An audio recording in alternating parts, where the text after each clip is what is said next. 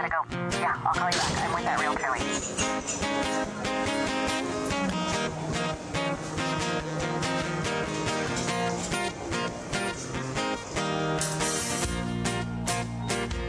Welcome to The Realtor Lady. I'm Michele Replogle.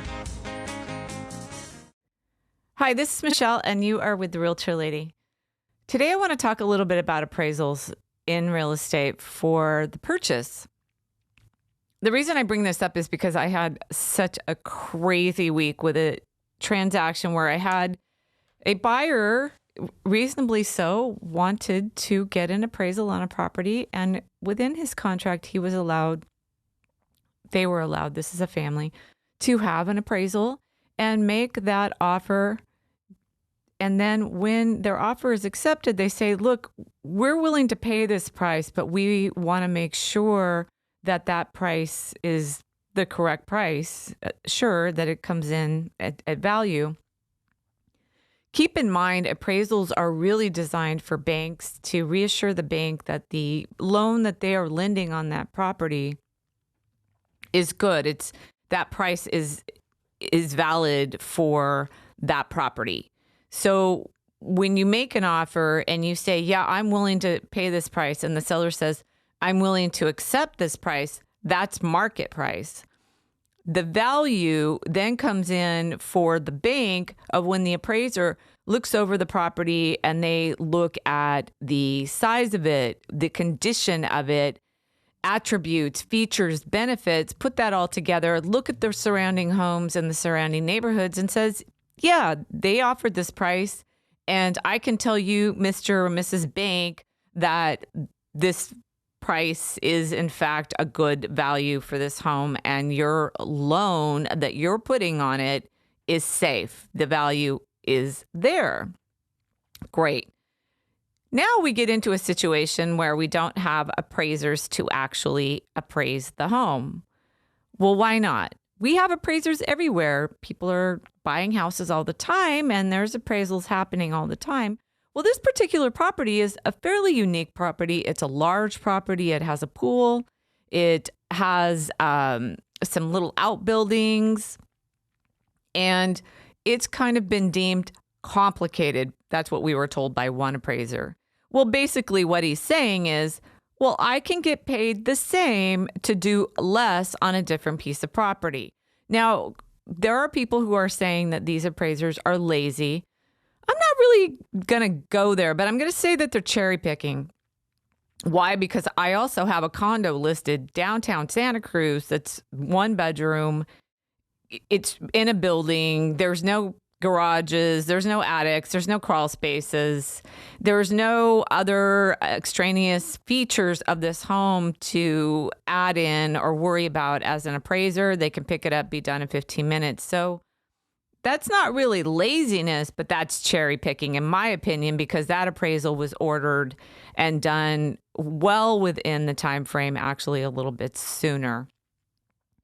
What caused the appraisals to be sidelined and appraisers not to be taking these orders is because of the refi boom. We are still in a very active refinancing market where loan rates are still very good because there's a lot of people who've had 4 and 5% for quite a while and they want to get into it. But I think it's 3% right now, which is really good.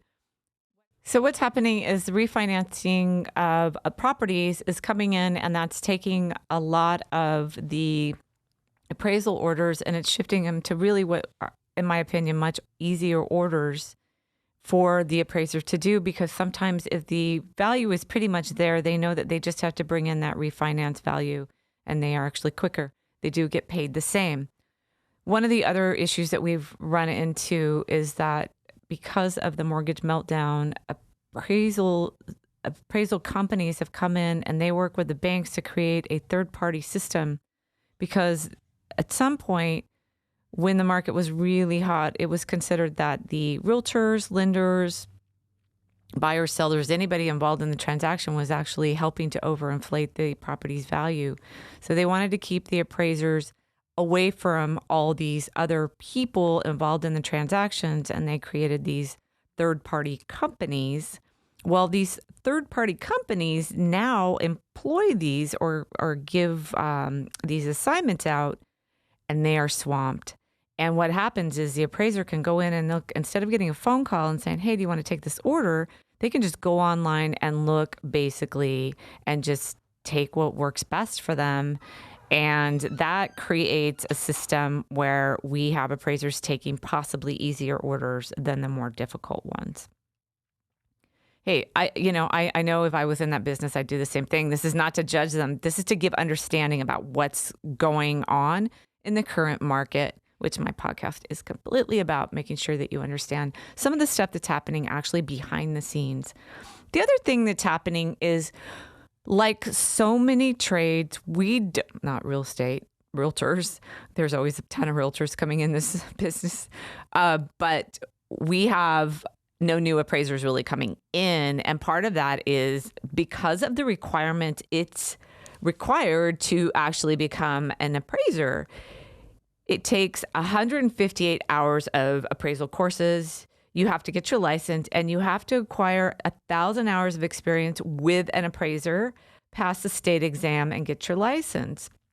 Now, it says here on realestatelykeaboss.com, it says this takes 6 to 12 months. Well, here's the thing.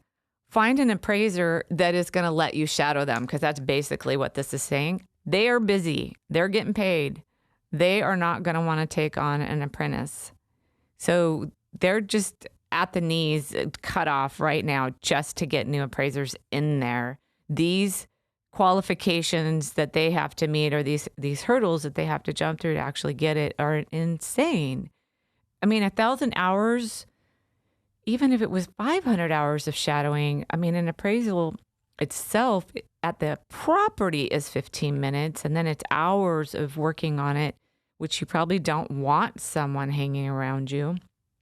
I mean, just this whole process of actually getting an appraiser. So you have hopefully you'll get an appraisal that'll pick up the appraisal for your purchase, or maybe even for your refinance, because your property is in an area that's far from town, hard to get to, and then the property itself may be harder to appraise. And then you have not very many appraisers to draw from. That pool is actually shrinking, in my opinion, not growing. And we have so much business. We have all these refinance of loans, and we have a lot of purchases going on. So right now we have a little bit of an appraisal crisis.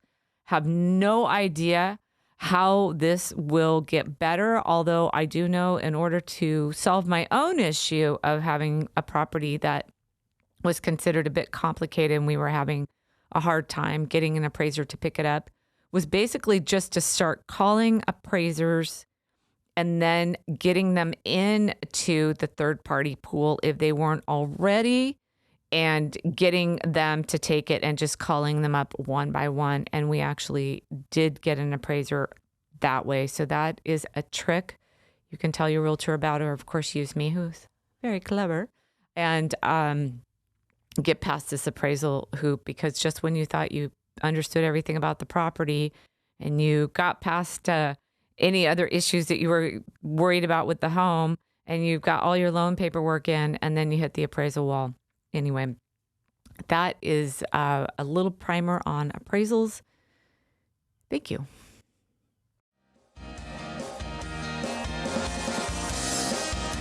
Hey, thank you for listening. If you want to talk more, find me on livethesantacruzlife.com, on YouTube, on Twitter, on Facebook, on LinkedIn, or give me a call. My number's in the show notes. Love to hear from you.